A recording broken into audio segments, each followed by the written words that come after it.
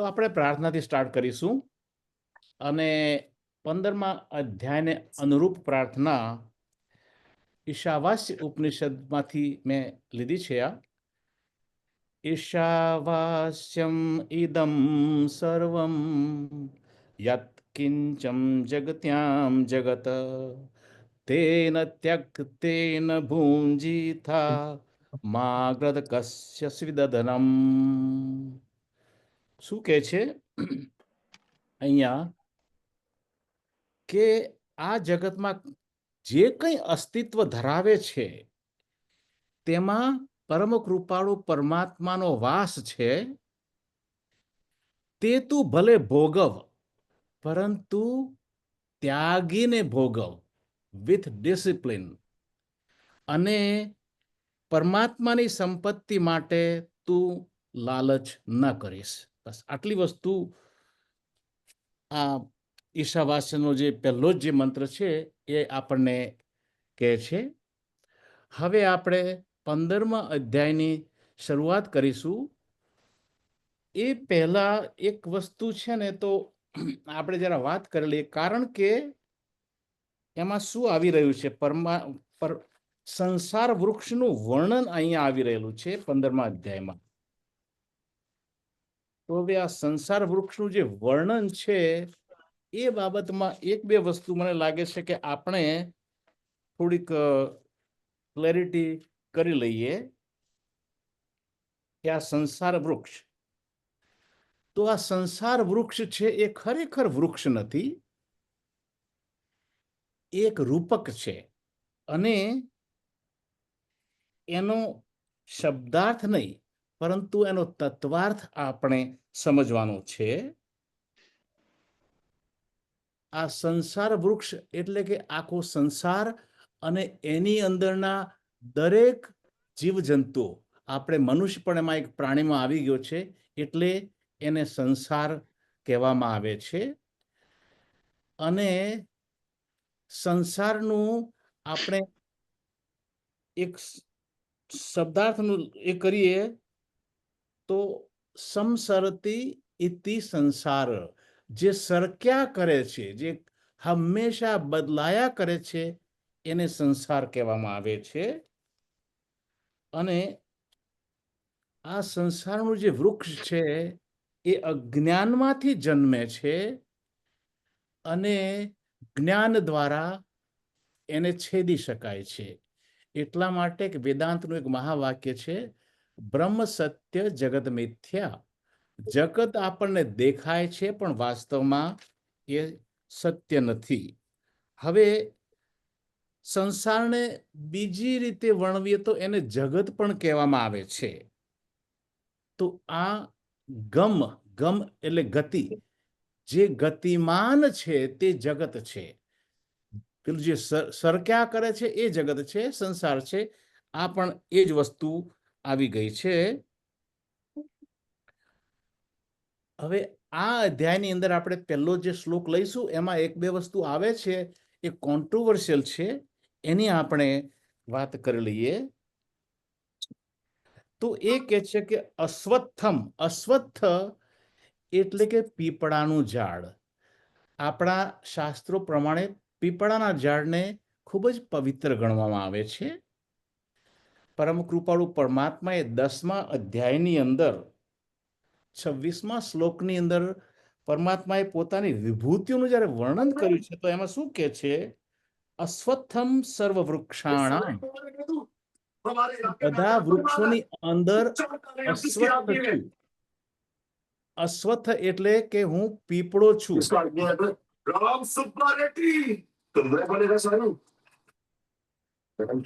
Please do not disturb anybody. Please just silence your phone. We are being disturbed. हाँ, 30 लड़की कोटलुक से आ रहा है और 40 लड़के रामायपट्टनम से. अबे ध्यान से रखो सारो.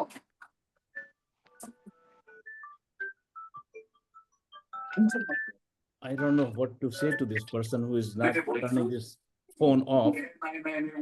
Please, humble request, turn your cell phone off. We are being disturbed. I hope you understand this thing. Anyway, સો અશ્વત્થમ એટલે કે પીપળાના ઝાડનું છે વર્ણન છે.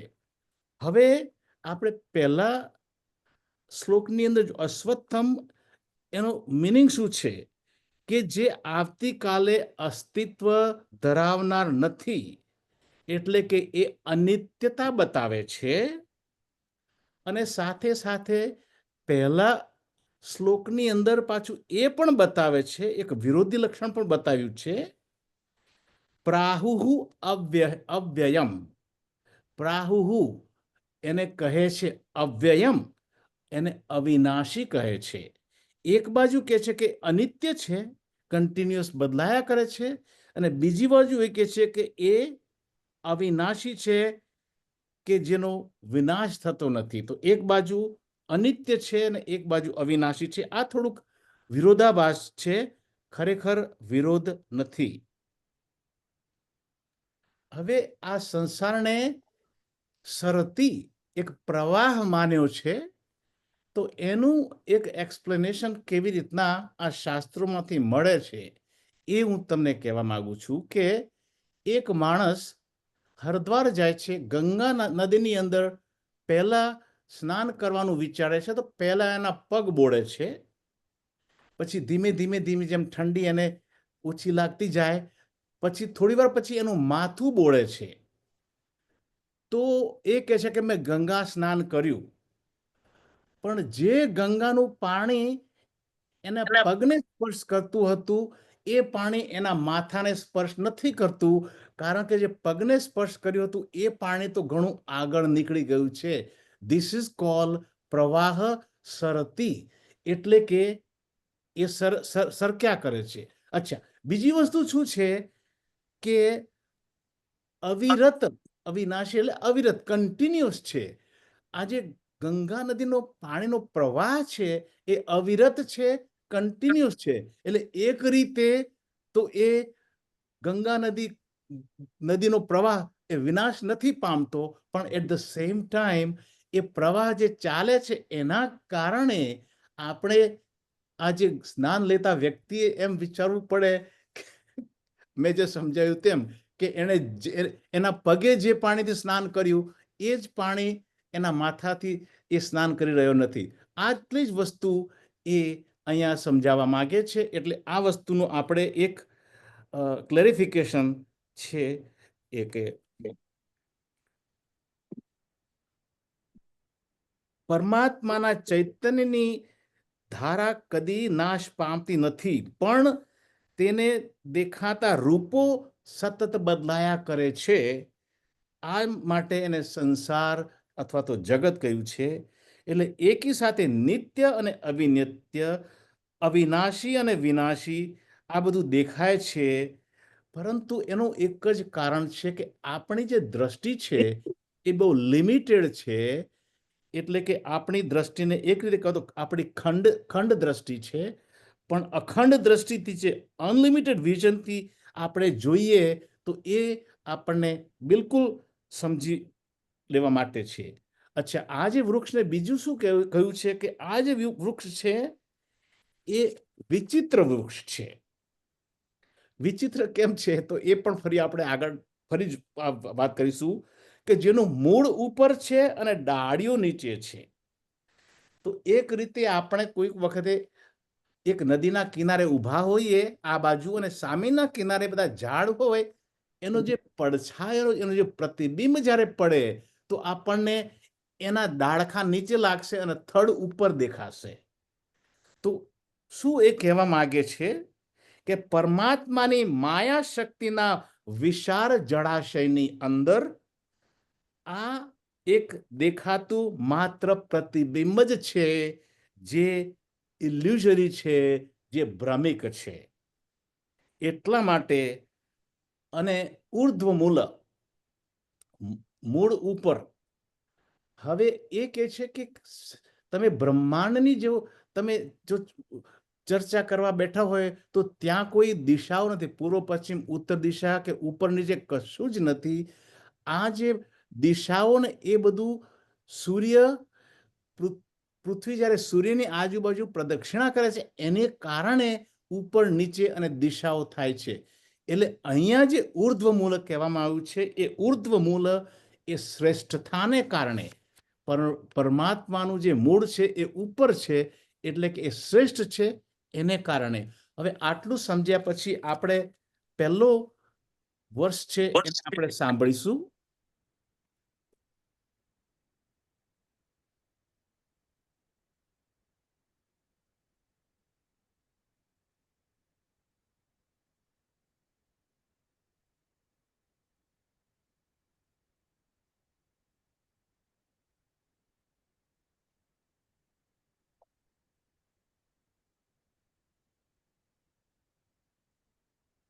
કદાચ નહીં પણ હોય મારી પાસે તો પણ વાંધો નથી, ને તો પછી હવે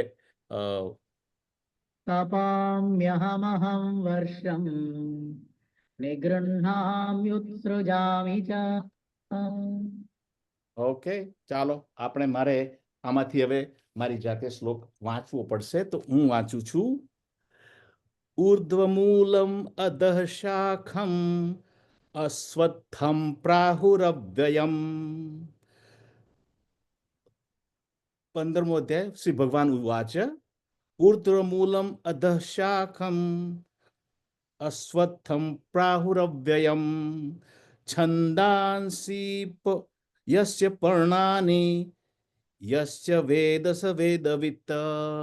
શું પરમાત્મા કહેવા માંગે છે કે ઊંચે મૂળવાળા અને નીચે શાખોવાળા પીપળાના વૃક્ષને જ્ઞાની પુરુષો શાશ્વત રૂપે કહે છે. વેદો તેના પાંદડા છે અને આ સંસાર વૃક્ષને મૂળ સહિત જે જાણે છે તે ખરેખર વેદનો જ્ઞાતા છે. આટલી વસ્તુ પહેલા શ્લોકમાં કહેવામાં આવી છે. તો હવે આપણે એની ઉપર થોડીક 12મો અને 15મો અધ્યાય બંને 20-20 શ્લોકના બનેલા નાના અધ્યાયો છે, પરંતુ આપણા સંતો અને ઋષિમુનિઓના આપણે અભિપ્રાય પ્રમાણે પૂછીએ તો કહેશે કે 12મો અને 15મો અધ્યાય it is a heart of Bhagavad Gita. આવું બધાનું માનવું છે, જેને કારણે સારા પ્રસંગોમાં અથવા તો કોઈની પુણ્યતિથિમાં અથવા તો કોઈના મૃત્યુ સમયે આ બંને શ્લોક બંને અધ્યાયોનું પઠન કરવામાં આવે છે. એ એની યોગ્યતા બતાવે છે. પહેલી વાર 20મા શ્લોકની અંદર પરમાત્માએ આ અધ્યાયને શાસ્ત્ર તરીકે ઉદ્દેશ કર્યું છે.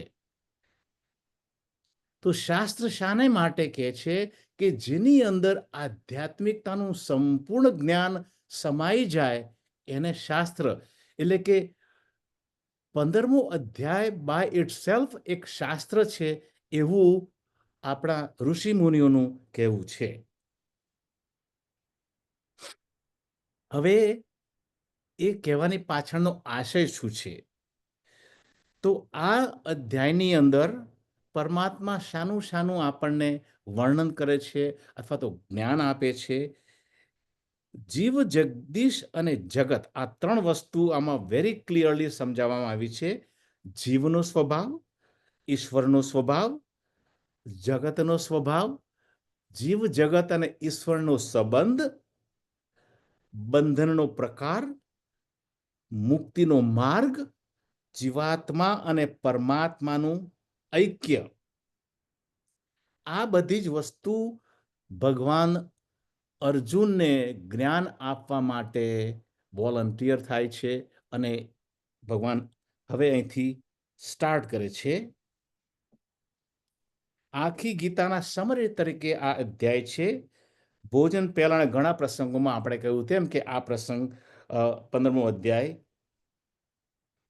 સંસાર વૃક્ષનું વર્ણન આપણે પહેલા જોઈ ગયા કે આ જગત, અને બીજી રીતે જુઓ તો જગત અને એની અંદર આ જન્મ મરણનું જે ચક્ર છે, આખું દરેક પ્રાણીઓનું જે જન્મ મરણનું ચક્ર છે એને સંસાર તરીકે વર્ણવવામાં આવ્યું છે.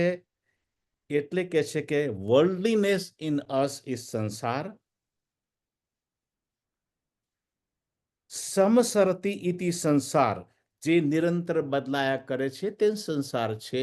આપણે જે જોઈ ગયા, જે ગતિમાન છે તે જગત છે, આપણે જોઈ લીધું. હવે આ એનો પ્રાથમિક મિનિંગ થયો. જુદી જુદી જગ્યાએ આના સેકન્ડરી મિનિંગ્સ અથવા તો અર્થો પણ બતાવવામાં આવ્યા છે. એક તો સંસારને considered is a suffering. સંસારને બળતા ઘર સમાન વર્ણવવામાં આવ્યો છે. સંસારને કાળનું મુખ પણ ગણવામાં આવ્યું છે. અજગર મુખ એવું એક જગ્યાએ વર્ણન આવે છે. સંસારને ઘણા લોકો ભવસાગર પણ કહે છે.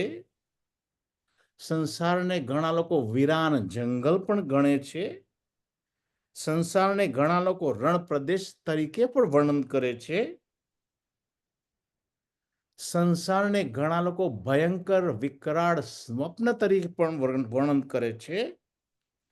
અને સંસારને ભવકૂપ એટલે કે ઊંડા કુવા તરીકે પણ ઘણી ઘણી જગ્યાએ આપણને આનું વર્ણન, આ બધા સેકન્ડરી મિનિંગ છે.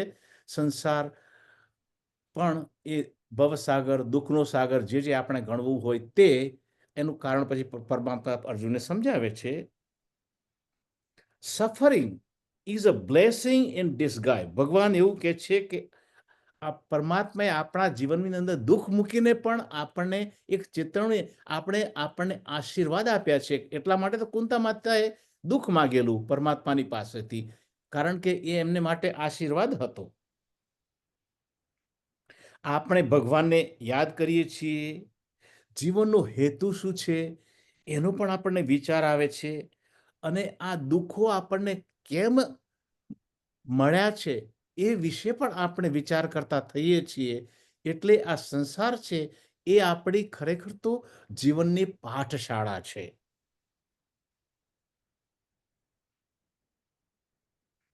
આ સફરિંગ એનું કારણ એવું કહેવાય છે કે હું પોતે જ છું. વ્યક્તિ પોતે જ, we are the cause of our suffering, જે પરમાત્મા આપણને આગળ જતા સમજાવશે. અને એટલા માટે જ આપણે જ એમાંથી, એ દુઃખમાંથી છૂટવા માટેનો પ્રયત્ન કરવો જોઈએ. દાદા ભગવાનની અંદર મને હમણાં કોઈ બુક મોકલી છે, ભોગવે તેને ભૂલ. બહુ સુંદર એક નાનકડી બુક છે, ભોગવે તેને ભૂલ. આપણે જ કહીએ છીએ, if I am suffering, it is my mistake. I have done something wrong, I have done something adharmic somewhere in my life which is not Shastra Sampann, and that is the reason I am suffering. આટલી વસ્તુ બહુ clear કરવાની છે. આ સંસાર tree છે, કોઈ બહાર નથી, એ આપણી અંદર જ છે. અને આ અધ્યાયની અંદર ભગવાનને ઉત્તમ પુરુષ તરીકેની ઓળખાણ, પુરુષોત્તમ યોગ, ઉત્તમ પુરુષ તરીકેની ઓળખાણ આપી છે. અને જે મૂળ છે એ પરમાત્મા પોતે છે એવું કહેવામાં આવ્યું છે. આ જે પીપળાનું ઝાડ જે છે, અશ્વત્થ છે, જે આપણો સંસાર છે, એ વૃક્ષ ઇઝ ઇનવિઝિબલ છે. જેના મૂળ ઉપરની બાજુ છે, ડાળીઓ નીચે તરફ છે, તેના પાંદડા છે, વેદ મંત્રો છે. અને આને જાણનાર એક જ્ઞાતા કહેવામાં આવે છે. આપણે અશ્વત્થ જે વાત કરી, અશ્વત્થ, તો એનો જે સંધિ છૂટી પાડે તથ એટલે કે રહેનારું, સ્વ એટલે આવતીકાલે, અ એટલે કે નહીં. જે આવતીકાલે રહેનાર નથી તે અશ્વત્થ છે. જે દરેક ક્ષણે પરિવર્તન પામે છે. તો આ જે વાત થઈ એ જગત અને સમગ્ર પ્રકૃતિની વાત થઈ ગઈ. પ્રકૃતિમાં જે પણ આવે છે એ કન્ટિન્યુઅસલી બદલાયા કરે છે. અને આ જે વાત છે એ દ્રશ્ય જગતની વાત છે. દ્રશ્ય જગતમાં પછી આપણું બોડી, માઇન્ડ, ઇન્ટેલેક્ટ અને એ બધું પણ આવી જાય છે. આ દુઃખોનો, સંસારના દુઃખોનો કહે છે કે કોઈ અંત જ નથી. આત્મજ્ઞાન વિના સંસારના દુઃખોનો અંત શક્ય નથી. હવે એમ કે છે કે જે મૂળ છે એ ખરેખર આપણને દેખાતું નથી, પરંતુ આખા વૃક્ષને જે પોષણ આપે છે તે આ વૃક્ષનું મૂળ છે, જે પરમાત્મામાંથી ઉદ્ભવ સ્થાન છે. પરમાત્મા એ અદ્રશ્ય ઊંચે રહેલું મૂળ છે. તો પરમાત્મા ઉર્ધ્વ મૂલમ, શાખાઓ નીચે. તો પરમાત્માનું જે વૃક્ષ છે ઉપર છે, એને માટે થોડાક અહીંયા ચર્ચાઓ કરવામાં આવી છે. તો એના કારણો સમજાવવામાં આવ્યા છે.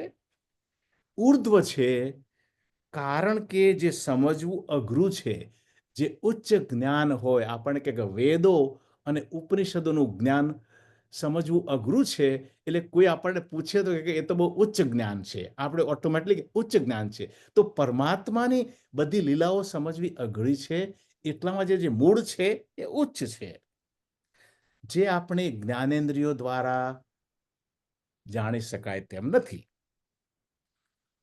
બીજું ઉર્ધ્વનું કારણ કોઝ એન્ડ ઇફેક્ટ. કારણ જે છે એ હંમેશા ઊંચે છે, કે જેની અંદરથી ઇફેક્ટ થઈ છે. સોનું અને બંગડી, તો એ બેમાં સોનાને ઉચ્ચ કક્ષાએ ગણવામાં આવ્યું છે, કારણ કે સોનું હોય તો જ બંગડીનું અસ્તિત્વ શક્ય છે, નહીં તો બંગડીનું અસ્તિત્વ શક્ય નથી. એટલે પરમાત્મા being a cause and the entire creation being the effect, એટલા માટે એને ઉર્ધ્વ મૂલમ એવું કહેવામાં આવ્યું છે. હવે બીજી વસ્તુ શું છે કે એ ઉર્ધ્વ એટલા માટે છે કે સર્વને એ પોષણ આપે છે. Everybody is getting the nourishment or existence from that root. એટલે એને ઉચ્ચ ગણવામાં આવ્યું છે.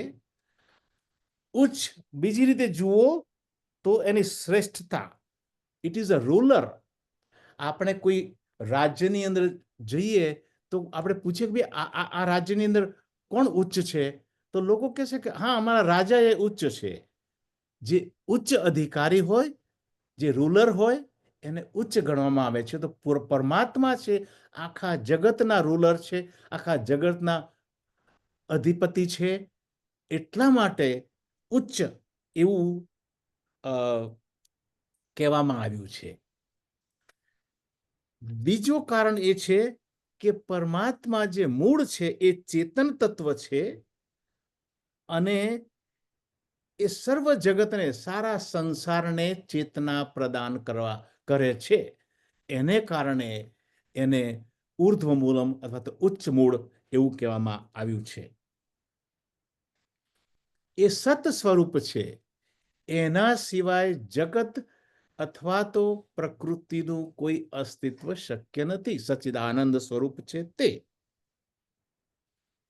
અને કોઝ નંબર 8 એ સૂક્ષ્મમાં સૂક્ષ્મ છે. હંમેશા જે વસ્તુ સૂક્ષ્મતમ હોય એ જ વસ્તુ ઉચ્ચ ગણવામાં આવે છે, અને એને કારણે એ ઉચ્ચ ગણવામાં આવે છે.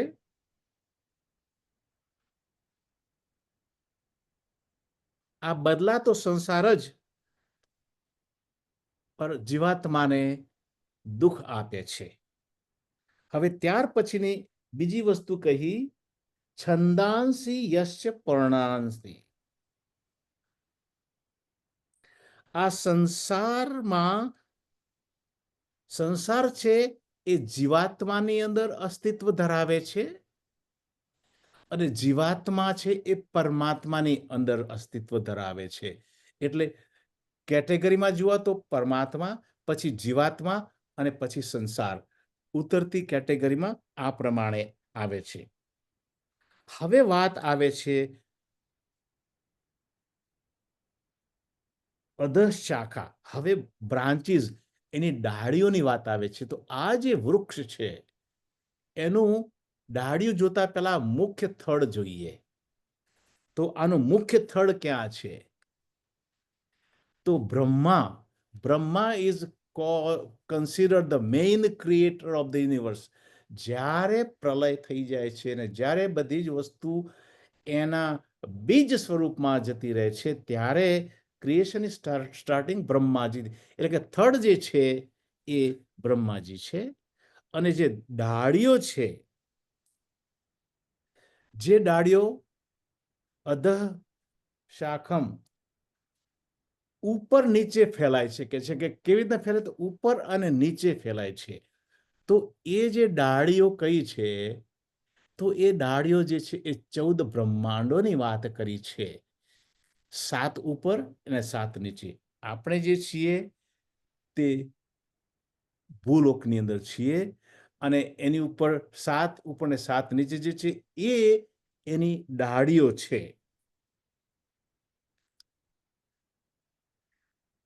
પાંદડા એ વેદ મંત્રો છે. હવે વાત આવી પાંદડાની. તો પાંદડા શું છે?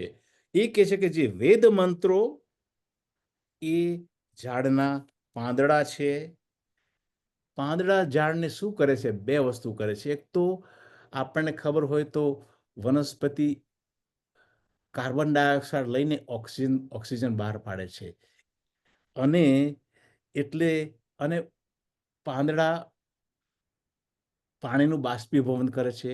એટલે કે વૃક્ષને પોષણ આપે છે પાંદડા, અને વૃક્ષને સુંદર બનાવે છે, એની સુંદરતા વધારે છે. એટલે કે જે આ પાંદડા છે એ વેદ મંત્રો છે. હવે અહીંયા શાસ્ત્રો પ્રમાણે વેદ મંત્રોના જે થોડુંક વર્ણન છે એ વાત કરી કે વેદ મંત્રોના એવું કહેવાય છે કે 2 વિભાગ છે. આપણે જો વેદોનો અભ્યાસ કરીશું તો વેદોનો મોટા ભાગનો જે પોર્શન છે એ કર્મકાંડનો પોર્શન છે. એવું કહેવાય છે કે 1,00,000 વેદ મંત્રોમાં 80,000 એ કર્મકાંડના છે એના વિભાગની અંદર, અને 20,000 જે છે એના 2 વિભાગ પડે છે. 16,000 છે એ ભક્તિના છે, એટલે કે ઉપાસનાના છે, અને 4,000 જે ફક્ત છે એ જ્ઞાનના છે. હવે આ જે પાંદડાની જે વાત આપણે કરી રહ્યા છીએ એ કર્મકાંડ વિભાગની, એટલે કે રિચ્યુઅલિસ્ટિક પાર્ટ ઓફ ધી વેદાસની અહીંયા વાત કરવામાં આવી છે.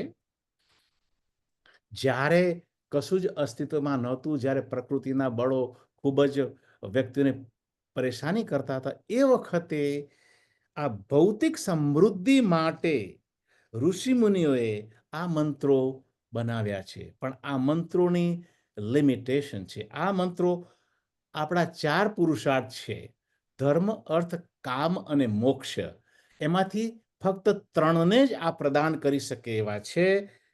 એટલે કે આ મંત્રો છે ધર્મ, અર્થ અને કામ આટલા માટે જ છે. સંપત્તિ માટે, સમૃદ્ધ કુટુંબ માટે, લાંબા આયુષ્ય માટે, વગેરે વગેરે માટે આપણે આ મંત્રો કરતા હોઈએ છીએ. એટલે કે શરૂઆતની અંદર જ્યારે ખૂબ જ પરમાત્માના અસ્તિત્વ વિશે ઘણી અજ્ઞાનતા હતી, તો એ વખતે લોકોએ આ જે કર્મકાંડ કર્યું, અને કર્મકાંડનો આશય એ હતો કે આપણે ભગવાનને સાધન બનાવીએ અને જગતના પદાર્થોને સાધ્ય બનાવીએ. ભગવાનની આ બધી કર્મકાંડ કરીને ભગવાનને રીઝવીને આપણે જગતના પદાર્થો મેળવવા. એટલે આ પાંદડા જે છે એ કર્મકાંડ બતાવે છે. હવે જ્ઞાનકાંડ શું કહે છે? કે જ્ઞાનકાંડ જેમ જેમ જેમ સમય ગયો ને આપણે જેમ જ્ઞાનકાંડ, ભક્તિ અને જ્ઞાનકાંડ આવ્યું, તો એમાં જગતને સાધન બનાવી અને પરમાત્માની પ્રાપ્તિ માટે પ્રયત્ન થાય છે. એ એક સાધના છે, એક ઉર્ધ્વ ગતિ છે, નીચેથી ઉપર જવાનો આ એક પ્રવાહ છે. કર્મકાંડ વિભાગ સંસાર વૃક્ષને પોષણ આપે છે, માટે તેના પાંદડા તરીકે વર્ણવ્યા છે. અને આ એવું કહેવાય છે કે આ જે કર્મકાંડ છે, એકોર્ડિંગ ટુ સ્વામી અપરાજિતનંદા, કે it is four people who are not very well evolved, who are not very mature in the spirituality, who are really trying to test Paramatma, okay, is there really something? They really do the karma kand and see if they can get their desired fruits. This is mainly for the immature and unevolved people. પરંતુ એ કહે છે કે જો પરમાત્માની જો ભક્તિ આપણે કરવી હોય તો we have to choose the roots and not the sansar. કારણ કે સંસાર છે એ તો આપણે જોઈ ગયા શું છે. તો God, choose God and not the sansar. એટલા માટે જ જગદગુરુ શંકરાચાર્ય ભજ ગોવિંદમમાં કહે છે કે ભજ ગોવિંદમ ગોવિંદમ ભજ મૂઢમતે. હે મૂરખ, હે મૂઢ, હે અજ્ઞાની, તું ભગવાનનું શરણ લઈ લે, ભગવાનનું ભજન કર. નહીં તો આ જન્મ મૃત્યુના ચક્કરમાંથી તું કદા પણ બહાર નહીં નીકળી શકે. આ વસ્તુ તો હવે થોડુંક આગળ જઈએ. સંસારનું વૃક્ષ વૃદ્ધિ કેવી રીતના પામે છે તેનું જ્ઞાન હવે બીજા શ્લોકમાં આવ્યું છે.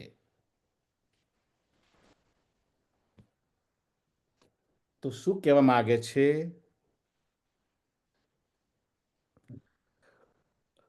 અધશ્ચોર્ધમ પ્રસુતાસ્તસ્ય શાખા ગુણ પ્રવૃદ્ધા વિષય પ્રવાલા અધશ્ચ મૂલાન્યનુસંતતાની કર્માનુબંધીની મનુષ્ય લોકે.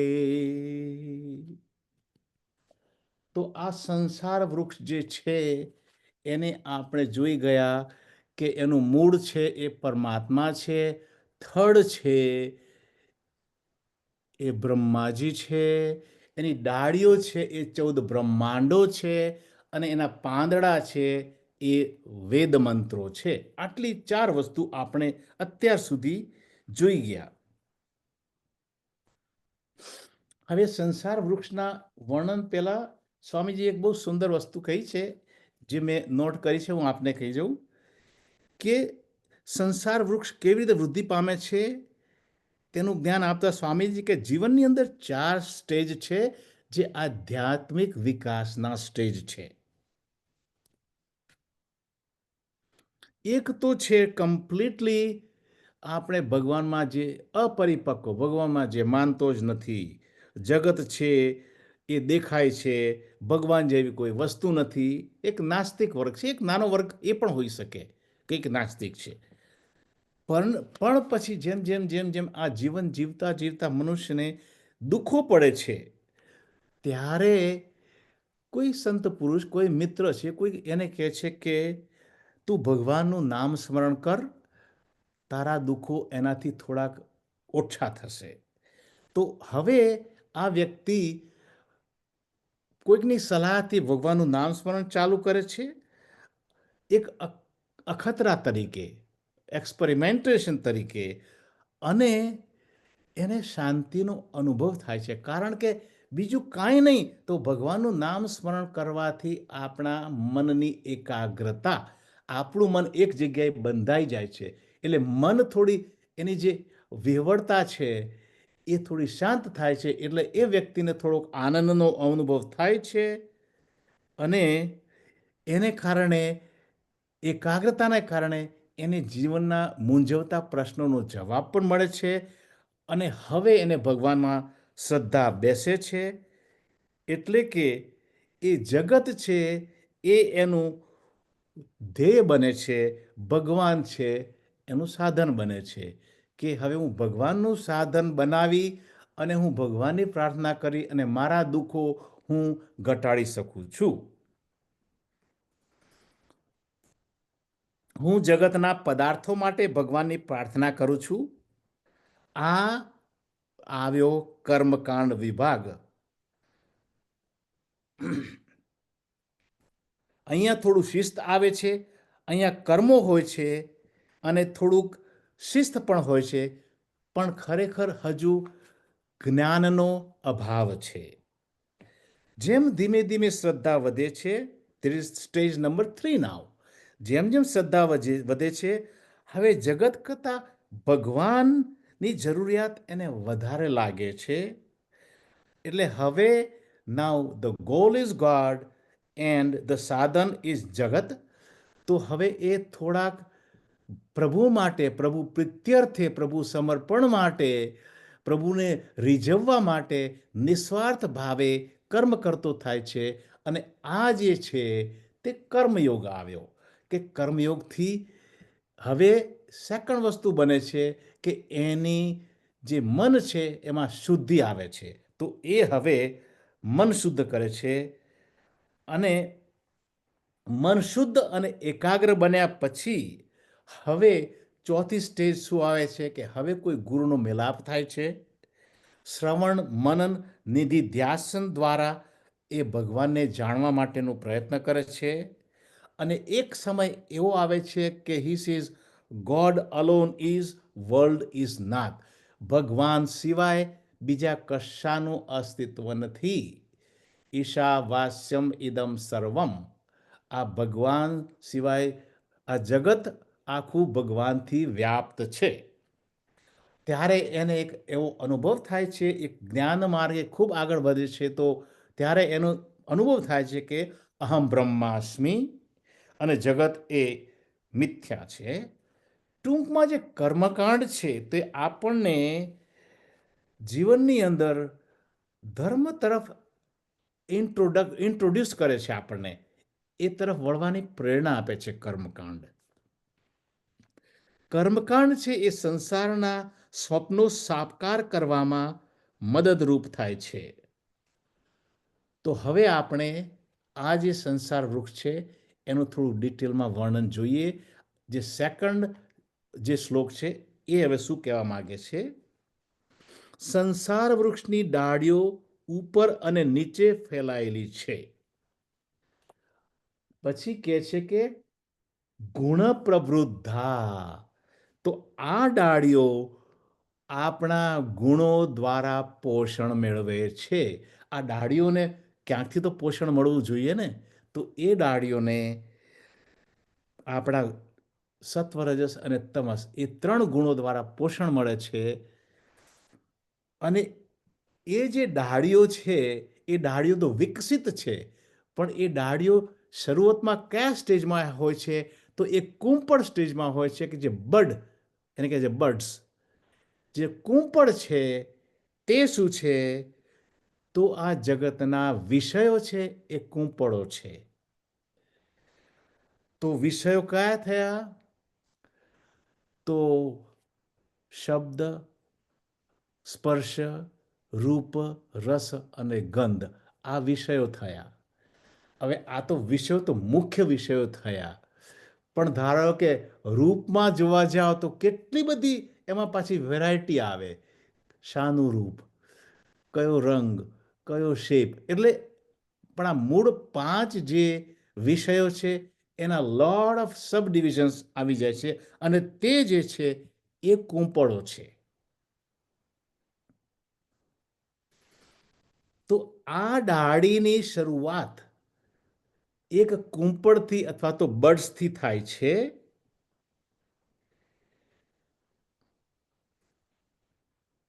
વિષય પ્રવાલા ગુણ પ્રવૃદ્ધા. વિષય પ્રવાલા એટલે કુંપણો જે છે એ કુંપણથી શરૂઆત થાય છે અને અંતમાં તે પછી ડાળી બને છે, કે જે ડાળી 3 ગુણોની અંદરથી પોષણ મેળવે છે. કુંપળો એમાંથી ડાળીઓ થાય અને આ જે ડાળીઓ છે ઉપર અને નીચે ફેલાયેલી છે 14 લોકમાં. હવે આપણે 14મા અધ્યાયનો એક શ્લોક હતો, આપણે યાદ કરીએ. તો એ કહે છે કે આ જે પ્રકૃતિના ગુણો છે, સત્વ એ આપણને પ્રકાશ આપે ને ઉર્ધ્વ ગતિમાં લઈ જાય છે.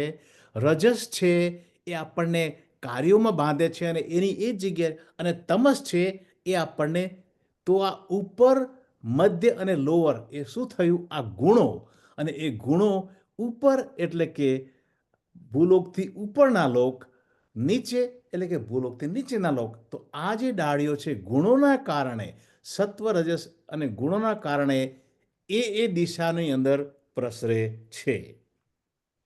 હવે આ સાબિત કરવું અશક્ય છે, પણ આપણે શાસ્ત્રોમાં આનું ખૂબ જ વર્ણન આવ્યું છે, એટલે આપણે શાસ્ત્ર સંમત છે, આપણે માનવાનું છે. આ ભૂલોક છે એ મનુષ્યલોક છે. હવે આ જે ડાળીઓ જે છે, હવે થોડુંક આપણે આગળ જતા જઈએ છીએ. આ જેમ ડાળીઓ, હવે એક જગ્યાએ કબીરવડની વાત કરી છે, પણ આમાં એમ કહે છે કે પીપળાના વૃક્ષને પણ જ્યારે બહુ વૃદ્ધિ થાય આ વસ્તુ બનતી હોય છે. એવું કહેવાય છે કે આ જો ડાળી એકદમ બહુ જ વિસ્તાર પામે તો પછી એને થડ તરફથી પૂરતો સપોર્ટ મળતો નથી, અને એ ડાળીમાંથી સેકન્ડરી રૂટ્સ નીકળી અને જમીન તરફ વળી, અને એ જે સેકન્ડરી રૂટ્સ છે એ જમીનની અંદર જઈ અને એ ડાળીને પાછો વધારે સપોર્ટ આપે છે, અને એ ડાળીની વૃદ્ધિ પાછી આગળ વધારે છે. તો એક તો મૂળ જે થડ છે આપણે વાત કરી ગયા, પણ આ સેકન્ડરી રૂટ્સ, હવે જે સેકન્ડરી રૂટ્સ શું છે કે જે આ આપણા 3 ગુણરૂપી ડાળીઓને વધારે પોષણ આપવા માટે સેકન્ડરી રૂટ્સ શું છે? તો આ સેકન્ડરી રૂટ્સ છે એ આપણી વાસનાઓ છે.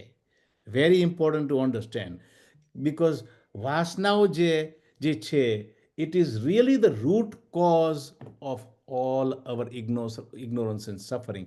કારણ કે એ જ આપણી 3 ગુણોવાળી ડાળીઓને વૃદ્ધિ આપે છે અને એ સંસારમાં ફેલાયા કરે છે. અને આ દરેક જીવાત્માનું વર્ણન છે.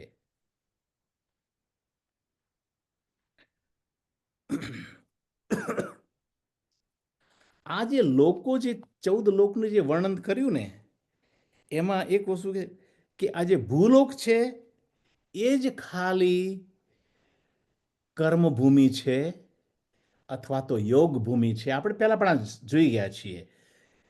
આપણે મનુષ્ય તરીકે ભગવાનનું આપણે બેસ્ટ ક્રિએશન છીએ, અને આપણને વિવેક બુદ્ધિ આપી છે. આપણો ભૂલોકની અંદર વાસ છે, અને એ સમય દરમિયાન આપણે સત્કર્મો કરીને આપણી વાસનાઓનો ક્ષય કરવાનો છે. આ જ વસ્તુ અગત્યની છે. એટલે કે આ જે આપણી ભૂમિ છે, અને મનુષ્ય યોનિ જે શ્રેષ્ઠ યોનિ છે એ કર્મયોનિ છે, અને આ કર્મભૂમિ છે. બાકી જે ઉપરના જે 7 જે બ્રહ્માંડ છે એ ભોગ યોનિઓ છે. ત્યાં આગળ બધા સારા કર્મોના ભોગ માટે જાય છે, અને એ કર્મો જ્યારે એક્ઝોસ્ટ થઈ જાય તો એ વળી પાછા આવે છે. નીચેના જે છે એ પણ ભોગભૂમિઓ છે. એ ભોગભૂમિમાં ભોગવતા એ થોડા ઉર્ધ્વ થાય, વળી પાછા એ ભૂલોકમાં મનુષ્ય રૂપે આવી, અને પછી એમને ફરી પાછો પરમાત્મા ચાન્સ આપે છે કે તમારે ક્યાં જવું છે, ફરી પાછા નીચે જવું છે કે ઉપર જવું છે. આ છે આપણી એફર્ટ્સ, એટલે સ્વપ્રયત્ન દ્વારા આપણે આપણી પોતાની ડેસ્ટની નક્કી કરી શકીએ છીએ. એ પરમાત્મા આપણને અહીંયા આગળ ચાન્સ આપે છે.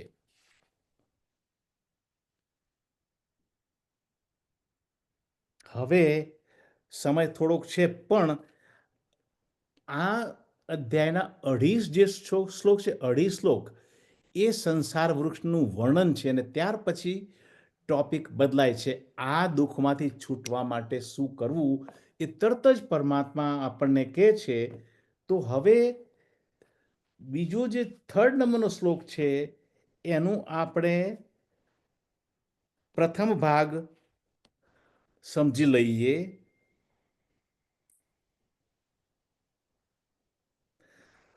ન રૂપમસ્યેહમ તથોપલબ્ધ્યતે નાન્તો ન ચાર્દિન ચ સંપ્રતિષ્ઠા. તો આ સંસાર રૂપનું જે વૃક્ષનું રૂપ એ આપણને ખરેખર દેખાતું નથી. આ શું ડિસ્કશન? આ સંસાર જે વૃક્ષ છે એનું રૂપ જાણવું અશક્ય છે. આ વૃક્ષની પછી એમ કે છે કે આ વૃક્ષની શરૂઆત ક્યાંથી થઈ, મધ્ય ભાગ ક્યાં છે અને અંત ક્યાં હશે એ પણ ક્યાંય નજરે આવતું નથી. હવે બીજી રીતે વિચારીએ, આ સંસાર વૃક્ષ એટલે કે આપણે મનુષ્યો આ જન્મો જન્મનો જે ફેરો છે એની વાત આવી. તો હવે કોઈ આપણને કહે કે ભાઈ તમે આ બધા કર્મો ઢગલાબંધ ભેગા કરીને મનુષ્ય યોનિમાં આવ્યા છે, તો કયા જન્મમાં તમે ભેગા કર્યા હતા એની આપણને કોઈને પણ ખરેખર ખબર નથી કે કેટલા જન્મોના પુણ્ય પ્રતાપે આપણને આ મનુષ્ય યોનિ મળી છે. એટલે કે એ સંસાર વૃક્ષ શું છે? આ જન્મ મરણનું ચક્ર છે. તો એનો શરૂઆત ક્યાંથી થઈ અને એનો અંત ક્યાં આવશે અને મધ્ય ક્યાં છે એ કોઈને કશી ખબર નથી. તો આ 3rd શ્લોકનો જે પહેલો ભાગ શું કહે છે? આ સંસાર વૃક્ષનું રૂપ કેવું છે તે જોવા કે સમજવા મળતું નથી અને આનો અંત, આદિ તથા મધ્ય એ પણ આપણને જોવા મળતા નથી. તો આ વસ્તુ અહીંયા આપણને એમ કે છે કે આ સંસાર વૃક્ષ અનુભવ જગતના સમગ્ર ક્ષેત્રનું નિર્દેશ કરે. અનુભવ જગત એટલે શું? બધું જે આ જગત છે તે શરીર, મન, બુદ્ધિ, ટૂંકમાં જેને આપણે પ્રકૃતિ કહીએ છીએ, એ આખી પ્રકૃતિ એનું જે વર્ણન છે એ આ સંસાર વૃક્ષનું આવી જાય છે. તો એ કહે છે કે આ સંસાર વૃક્ષનું શરૂઆત, મધ્ય અને અંત ખરેખર આપણને કાંઈ જ ખબર પડે એવી નથી. એટલે અહીંયા પરમાત્મા એમ કહે છે કે એ સંસાર વૃક્ષને તમે વાય એ સમજવા માટેનો પ્રયત્ન ન કરશો. ફક્ત એટલો તમે પ્રયત્ન કરો કે આ સંસાર વૃક્ષ તમને દુઃખ આપી રહ્યું છે, તો એ દુઃખ એમાંથી છૂટવા માટે શું પ્રયત્ન કરવો જોઈએ. એ વાત આપણે હવે ત્રીજા શ્લોકના 2nd હાફથી આપણે આગળ ચાલુ કરીશું નેક્સ્ટ ટાઈમ. પણ એ પહેલા એક વસ્તુ આપણે ક્વિકલી આ પરમાત્માના જે રૂટ જે મૂળ પરમાત્માનું છે એનું અનુસંધાન ઘણી જગ્યાએ આપણને મળે છે. હું તમને બતાવી દઉં. પરમાત્મા એ સકળ જગતની ઉત્પત્તિનું જે વર્ણન છે એ ગીતામાં આપણે કઈ કઈ જગ્યાએ જોયું? તો 7મા અધ્યાયનો 6થો શ્લોક છે, અહમ કૃષ્ણસ્ય જગત પ્રભવ પ્રલય તથા. હું આ સમસ્ત જગતનો મૂળ કારણ, ઉત્પત્તિનું મૂળ કારણ અને પ્રલયનું કારણ છું. 7મો અધ્યાય 6થો શ્લોક. 9મો અધ્યાય 18મો શ્લોક, પ્રભવ પ્રલય સ્થાનમ નિધાનમ બીજમ અવ્યયમ. હું બધાની ઉત્પત્તિ, પ્રલય, આધાર નિધાર અને કારણરૂપ બીજ છું. પરમાત્મા કહે છે 9મા 18માં. 10મો અધ્યાય 8મો શ્લોક, અહમ સર્વસ્ય પ્રભવો મત સર્વ પ્રવર્તતે. હું સર્વ જગતની ઉત્પત્તિનું મૂળ કારણ છું મારાથી જ સમગ્ર સંસાર પ્રવૃત્ત થઈ ગયો છે. 15મા અધ્યાયનો 4થો શ્લોક છે, તો આપણે હવે જોવાના જ છીએ. યત પ્રવૃત્તિ પ્રસૂતા પુરાણી, જે પરમાત્મા વડે અનાદિકાળથી આ સંસાર વૃક્ષની પ્રવૃત્તિ વિસ્તાર પામી છે, એ આપણે નેક્સ્ટ ટાઈમ જોવાના છીએ.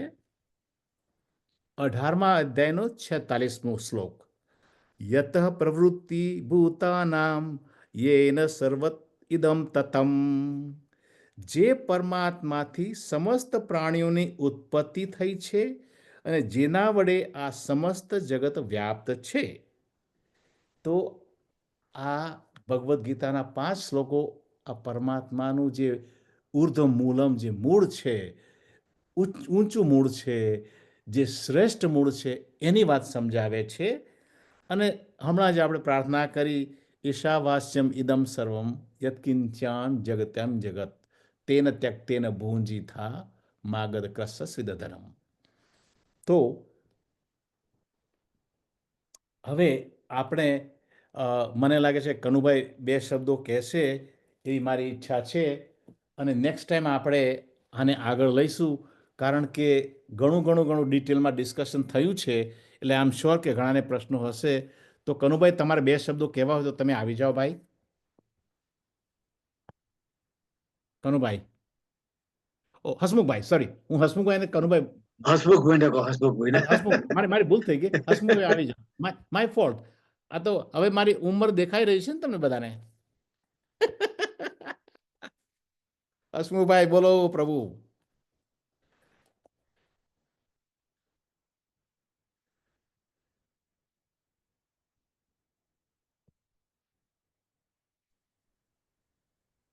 ક્યાં ગયા હસમુખભાઈ? હસમુખભાઈ અનમ્યુટ કરો. મ્યુટ કર્યું છે એમણે. હા, એવું કર્યું છે. હા હા, I still see him mute. યા તમે છે ને ઈશ્વરભાઈ, પાર્ટિસિપન્ટમાં જાઓ ને તો બધાને અનમ્યુટ કરી શકશો. હવે અનમ્યુટ થઈ ગયા છે. હવે થઈ ગયા છે. હા, હા, થઈ હવે ગયા. હવે સંભળાય છે? યા હા, હવે સંભળાય ભાઈ. આવી જાઓ, ચાલો. ચાલો તારે. ઓકે, અચ્છા. Start from the beginning. હા, બોલો ચલો, હસમુખભાઈ, બોલો. હા બોલો. ચાલો. હું શરીર, મન, બુદ્ધિ નથી, પણ હું શુદ્ધ આત્મા છું.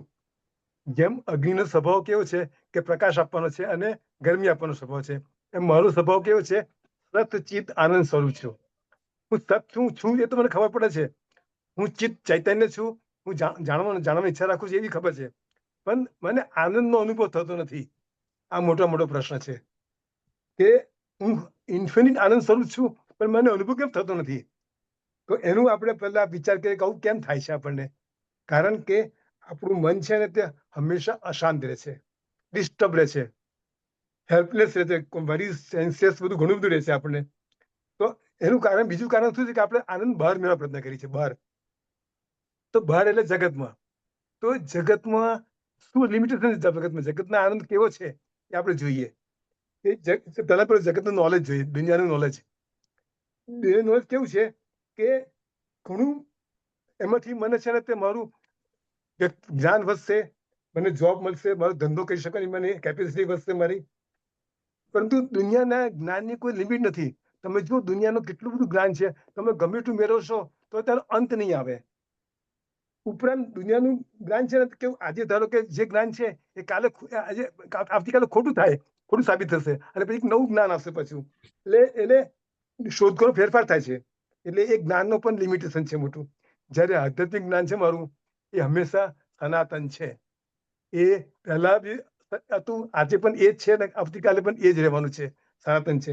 અને એમાંથી જ મને ખરેખર આનંદ મળશે. બીજું છે દુનિયાની વેલ્થ, સંપત્તિ. હું ગમે એટલા પૈસા મેળવીશ, ગમે એટલે સાધનો, બધું સંપત્તિ મેળવીશ, તો મને શું આપશે? લક્ઝરી આપશે, મને માન આપશે, મને પ્રતિષ્ઠા આપશે, મને પદ આપશે. બરાબર. હવે એ મારે પૈસા કે રૂપિયા મેળવવા માટે છે ને કેટલી મહેનત કરવી પડે છે, કષ્ટ મેળવવું પડે છે, પછી એને સાચવવાની મારે મહેનત કરવી પડે છે મારે. ઉપરાંત ધારો કે કોઈ માગી લેશે એનો મને ભય રહે છે.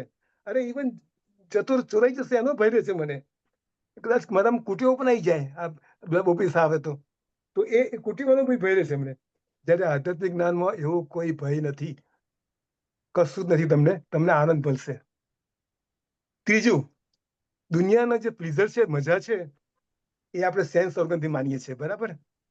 તો એ જેમ જેમ તમે સેન્સ ઓર્ગનથી માનશો આનંદ, એમ તમારી ઈચ્છા વધતી જ જશે અને એનો અંત નહીં આવે. અને કદાચ જો વધારે થશે તો એનો રોગ પણ થવાની શક્યતા છે અને આપણો વીકનેસ પણ આવશે આપણામાં. જ્યારે આધ્યાત્મિક આનંદ છે ને, એમાં એવું કશું થતું નથી. આપણે બધી ઇન્દ્રિયો ભગવાન તરફ લઈ જઈએ એટલે આપણને એમાં બધું આપણે નિરોગી જઈએ છીએ આપણે, અને આપણને આનંદ મળ્યા કરે છે. એટલે ત્રીજું આપણે પ્લીઝર થયું. પછી દુનિયાનું આપણું અસ્તિત્વ કેવું છે? દુનિયામાં આપણું અસ્તિત્વ કેવું છે ખબર નથી. આપણે ક્યાં સુધી આ દુનિયામાં રહેવાના છે, કાલે શું થવાનું છે ખબર નથી. આપણે એર ઇન્ડિયાનો આપણે ખબર છે અનુભવ થયો, આપણે જોયું કે અમદાવાદનો, એ કોઈને ખબર નથી કે શું થવાનું છે.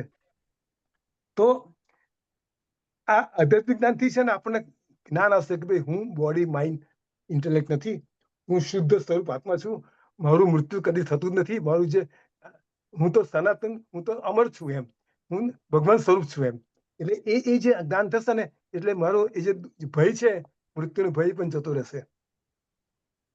પછી આગળ દુનિયાનો પ્રેમ કેવો છે? સ્વાર્થ ભરેલો છે. તમે કોઈ પણ જગ્યાએ જાઓ, કોઈ ઘરમાં કે બહાર, ગમે ત્યાં સ્વાર્થથી જ દુનિયા ચાલે છે. જો સ્વાર્થ જતો રહેશે તો એ તમારો પ્રેમ જતો રહેશે. જ્યારે ભગવાનનો પ્રેમ કેવો છે? અનકન્ડિશનલ, એમાં કોઈ સ્વાર્થ નથી. ભગવાન તમને પ્રેમ કરે છે, દેખાય છે. આપણે આવતા પહેલા કેટલું બધું તૈયાર રાખ્યું ભગવાને આપણું બધું આપણા માટે. એ ભગવાન તો છે ને નાસ્તિકને આપે છે બધી વસ્તુ, અને આસ્તિકને પણ આપે છે. એટલે ભગવાનનો પ્રેમ તો તરસ જ છે, અનકન્ડિશનલ જ છે. પછી આપણી રિલેશનશિપ, દુનિયામાં જે આપણી સંબંધ છે બધા, એ કેવા છે? તો આપણે માની શકીએ કે આ સંબંધ મારા પાક્કા છે, મારા આ તો મારા ખૂબ જ ભાઈનો સારો સંબંધ છે. પણ એ આપણે માની કે મારા વગર ચાલશે નહીં આ મારા વગર. પણ આપણે ગયા પછીથી થોડા વખતમાં એ લોકો એમના પોતાના કામમાં અટવાઈ લાગી જશે, રૂટીન કામમાં લાગી જશે. એટલે એવું માની છે કે આપણા સંબંધ મારો પાકો છે, એ પણ ખોટું છે. એ આપણું ઇલ્યુઝન છે. ઇવન આજે આપણે આપણા માતા પિતાને કેટલા યાદ કરીએ છીએ પુણ્યતિથિ વખતે. તો એ મીન્સ કે આપણી સંબંધ છે એ બી દુનિયાના સંબંધ આવા છે. એટલે દુનિયાનો સંબંધ આવા છે, એનો પ્રેમ આવો છે, એની સંપત્તિ આવી છે, એનો મજા, એટલે આ બધું દુનિયામાં.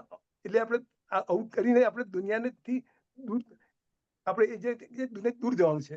પણ એનો અર્થ નહીં કે દુનિયાથી આપણે દૂર જવાનું છે. આપણે વ્યવહાર સારો રાખવાનો છે. કે હવે એના માટે છે કે હેલ્ધી ડિટેચમેન્ટ અને અનહેલ્ધી ડિટેચમેન્ટ. હેલ્ધી ડિટેચમેન્ટ એટલે શું? કે હું બધા જો સારો વ્યવહાર કરું, પ્રેમભરો વ્યવહાર કરું, પણ મનમાં એવું રાખવું કે ભાઈ ના, હું તો ભગવાન જ છું, મારે ભગવાન જોડે બધું હું કરવાનું છે, બધું ભગવાન જ મોહ રાખવાનો છે. એટલે અંદર ભગવાન હોવા જોઈએ. એટલે જે કે હું કાર્ય કરીશ એ ભગવાનને ગમશે એવું જ કાર્ય કરીશ એમ. એ હેલ્ધી ડિટેચમેન્ટ કહેવાય. ત્યારે અનહેલ્ધી ડિટેચમેન્ટ છે એટલે શું? કે મારે આઈ ડોન્ટ કેર, મારે કોઈની જરૂર નથી. એ અનહેલ્ધી ડિટેચમેન્ટ કહેવાય. એ આપણે કરવાનું નથી, કારણ કે દેટ ઇઝ કોલ્ડ ઈગો. તો આપણે દુનિયામાં આપણે આ રીતે, એટલે આ જે સંસારનું તમે જે કહ્યું ને, આખો એ સંસાર આપણો આવો છે. એટલે સંસારમાં આપણે રહેવાનું છે અને એમાં બધું કરવાનું છે બધું. અને સાથે સાથે આપણે એક્ટિંગ કરતા રહેવાનું. જે પહેલા મેં એક વાર કહ્યું હતું કે હીરો ને હિરોઈન એક્ટિંગ કરતા હોય છે, પણ એને ખબર છે કે હું હીરો નથી અને મારી હિરોઈન નથી એમ. એવી રીતે આપણને એક્ટિંગ કરીને રહેવાનું છે કે ભાઈ આ તો મને ભગવાન રોલ આપે છે, એઝ અ ફાધર કે એઝ અ મધર કે એઝ એ સન કે વોટ એવર. એ રોલ મારે સારી રીતે ભજવવાનો છે બસ. પણ જોડે જોડે મારે ભગવાનને યાદ કરવાના છે. જો ભગવાન તરફ મારું હંમેશા ત્યાં એ તરફ હોવું જ જોઈએ મારું. તો ધીસ ઇઝ માય. તો જય શ્રી કૃષ્ણ. જય શ્રી કૃષ્ણ. સંભળાય છે ને બધાને? Yes, nicely said. Good good. So હવે હું બીજી એક વસ્તુ તમને કહી દઉં. અસુમભાઈ બહુ સુંદર વાત કરી, પણ એ વસ્તુ ફરી એક વાર તમને કહી દઉં કે આત્માએ આજે પેલા 2.5 શ્લોકની અંદર આ જે સંસાર વૃક્ષનું વર્ણન અને સંસાર વૃક્ષ તરફથી આપણને જે પરેશાનીઓ છે એની વાત કરી. હવે ત્રીજા શ્લોકનું એટલે second half of the 3rd વર્સ અને 4th વર્સ અને પછી 5મો, એટલે આવતી વખતે કદાચ આપણે અઢી શ્લોક લઈ લઈએ તો આપણું નસીબ છે, પણ જે હસમુખભાઈએ જે વર્ણન કર્યું એ વર્ણન આપણે પાછું આવતી વખતે એટલે નિરાશ ન થશો, આવતી વખતે એક્ઝેક્ટ સેમ વસ્તુ કે આ દુઃખમાંથી છૂટવા માટેની કોઈ કોઈ કોઈ ચાવી ખરી, કોઈ રસ્તો ખરો? તો પરમાત્માએ પહેલા તો આ વર્ણન કર્યું અને હવે પરમાત્મા જ અર્જુનને એમાંથી છૂટવાનો રસ્તો બતાવે છે, જે હસમુખભાઈ આપણને વાત કરી તે. મોહ નહીં રાખવાનો, રાગ નહીં રાખવાનો, નો રાગ, હા, નો એ મોહ. હવે આપણે આવતી વખતે લઈશું. ના, ના, બરાબર બરાબર બરાબર. રાઈટ. હવે ક્વિક વસ્તુ તમને કહી દઉં કે ગયા વીકમાં બફેલો ગ્રોવ કમ્યુનિટીમાં સ્વામી અપરાજિતાનંદનું પ્રવચન હતું. બહુ સુંદર પ્રવચન હતા, 5 દિવસ એમનું હતું. એના છેલ્લા દિવસે કંઈક મને જાણવા મળ્યું, હું તમારી સાથે 2 મિનિટમાં શેર કરું છું. તો કોઈ, હવે આ તો એ લોકો ચિન્મય મિશનવાળા બધા જાણે છે, પણ કોઈએ પૂછ્યું કે સ્વામીજી તમે ગીતા પંચરત્ન વિશે 2 શબ્દો કહેશો? તો સ્વામીજીએ ગીતા પંચરત્ન વિશે 5 થી 10 મિનિટ પ્રવચન કરેલું. હવે આ ગીતા પંચરત્ન શું છે? તો સ્વામીજીએ સમજાવ્યું કે પૂજ્ય ગુરુદેવ ચિન્મયાનંદ એમણે સ્વામી એમના જે ત્યાર પછીના જે સ્વામીજી હતા કે આપણે એમનું પાછું હવે તેજોમયાનંદજી અને અત્યારે પ્રેઝન્ટ જે ગુરુ જે છે સ્વામી સ્વરૂપાનંદ, એ 2 જણને આ કામ સોંપેલું. તો એ લોકોએ ભગવદ્ ગીતાના 5 શ્લોકોનું સિલેક્શન કર્યું છે, એને એ લોકો ગીતા પંચરત્ન તરીકે ઓળખાવે છે. પહેલો જ શ્લોક છે 6ઠા અધ્યાયનો 5મો, ઉદ્ધરેત ઉદ્ધરાત આત્મા, તું જ તારા આત્માનો ઉદ્ધાર કર. એક તો આપણે બધાને ખબર છે. બીજો શ્લોક છે બીજા ચેપ્ટરનો 47મો, કર્મણ્યે વાધિકારસ્તે. શ્લોક એમણે એ કહ્યો. ત્રીજો એમણે કહ્યો કે દાદાની ત્રિકાળ સંધ્યામાં જે આવે છે, યદ કરોશી યદશ્નાસી યજ્જુહોશી દદાતી, તું જે પણ કરે તારે કરવાનું તો બધું ચાલુ રાખવાનું, તારા જગતમાં બધું કરવાનું જ છે, પણ મને અર્પણ કર, મારી પ્રીતિ માટે કર. એ દાદા એ ત્રીજો શ્લોક છે. ચોથો શ્લોક છે અનન્યાસ ચિંતયંતોમાં યે જના પર્યુપાસ્યે, જે લોકો મને અનન્ય ભાવે મને ભજે છે, યોગક્ષેમ વહાવ્યહમ, તો હું એ લોકોને બધું આપીશ યોગ, અને જે એમને મળ્યું છે એનું હું રક્ષણ કરીશ. આ જે છે 9મા અધ્યાયનો 22મો શ્લોક. અને છેલ્લે પછી એમણે આ પંચરત્નનો 5મો શ્લોક કયો છે 18મા અધ્યાયનો 66મો શ્લોક, સર્વધર્મ પરિત્યજ્ય મામેકમ શરણમ વ્રજ, બધા ધર્મોનું તો પરિત્યાગ કર, મારા શરણે આવી જા, તો હું તારો ઉદ્ધાર કરીશ ખાતરી સાથે, અને હું તને કોઈ પણ પાપોમાંથી મુક્ત કરી દઈશ. એટલે આ 5 જે શ્લોકો છે મેં તમને ખાલી 6ઠા અધ્યાયનો 5મો, બીજાનો 47મો, 9માનો 27મો, 9માનો 22મો અને 18માનો 66મો. હું હવે આ લખીને every day I try two at least do once, કારણ કે મને, અને એ ચિન્મય મિશનની તમે વેબસાઇટ પર તમે જશો ને આ પંચરત્નમાં, તો એનું એ મિનિંગ બહુ શોર્ટ અને સ્વીટ સમજાવ્યો છે. તો મને એમ લાગે છે કે જાણે આખા જીવનના બધી જ વસ્તુનો સમન્વય આ 5 શ્લોકોમાં થઈ જતો હોય એવું મને લાગ્યું. એટલા માટે આ ધર્મગુરુએ એને ગીતા પંચરત્ન તરીકે 5 શ્લોકોને નામ આપ્યું છે.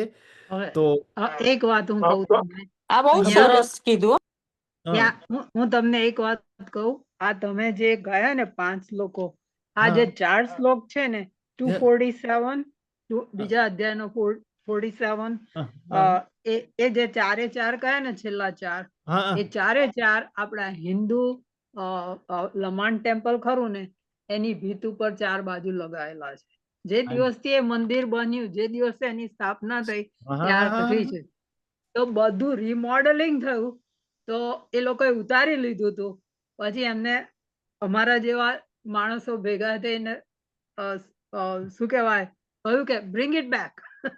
તો એ લોકોએ ફરી પાછું સારી રીતે, કારણ કે એ મંદિરને ઘણા 25-30 વર્ષ થઈ ગયા, તો એમણે પાછું ફરીને મૂકી દીધું છે કે આપ જ્યારે બી જાઓ એ મંદિરે તો તમે જોશો કે શ્રી કૃષ્ણ અને રાધાની મૂર્તિ છે અને ચાર બાજુ ચાર, તમે બીજું ના કરો તો આ 4 શ્લોકો વાંચીને ઘેર આવો ને તો તમારો ઉદ્ધાર થઈ બસ. જાય. એટલે પણ આ તો આપણે એક- મોડે કરવા જોઈએ just આપણે. wanted- આપણે આ મને- 4 સ્કૂલો મોડે કરવા જોઈએ, મોડે કરવા જોઈએ, આ કંઠસ્થ કરવા પાંચ જોઈએ. શ્લોક હું કંઠસ્થ.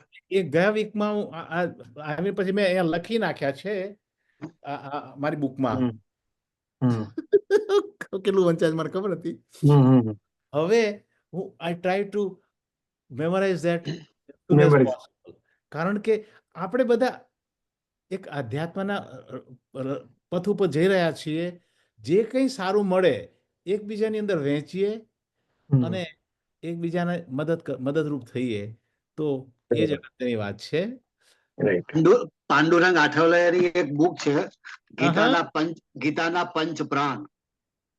હા બરોબર. જો કે એમાં છે તેમના શ્લોક નથી ગયા, પણ કે હા. પ્રયત્નવાદ, અહંકાર નાશ, લોક સંગ્રહ, ભક્તિ અને સમન્વય, આ 5 ઉપર એમને પ્રવચન આપેલા છે અંદર. બરોબર છે. બુક છે એવી આખી. હવે એને અનુરૂપ કદાચ આ શ્લોકોનું સિલેક્શન પણ થયું હશે, પણ આ બધું કેવું છે કે જ્ઞાની પુરુષોનું આ બધું માર્ગદર્શન આપણને મળે છે એ આપણે બહુ જ ભાગ્યશાળી છીએ. તો હવે આપણે પ્રાર્થના કરી અને આવતા વીકે પાછા ફરી મળીશું. ઈશ્વરભાઈ જરાક પોસ્ટ કરજો. હા, 5 શ્લોકાસ તમે લખ્યા છે. હા, હું એ કરી દઉં છું ભાઈ. મારા હસ્તલેખિત છે એ હું કોપી કાઢીને બધાને મોકલી આપું છું. હવે પછી તમે બુકમાંથી જરા તમારું એ કરી લેજો, પણ હું મોકલી આપું છું. ઓમ પૂર્ણમદઃ પૂર્ણમિદં પૂર્ણાત પૂર્ણમુદચ્યતે પૂર્ણસ્ય પૂર્ણમાદાય પૂર્ણમેવાવશિષ્યતે. જય શ્રી કૃષ્ણ બધાને. જય શ્રી જય શ્રી કૃષ્ણ. જય Shri Krishna. We'll see you next જય શ્રી કૃષ્ણ. Wednesday.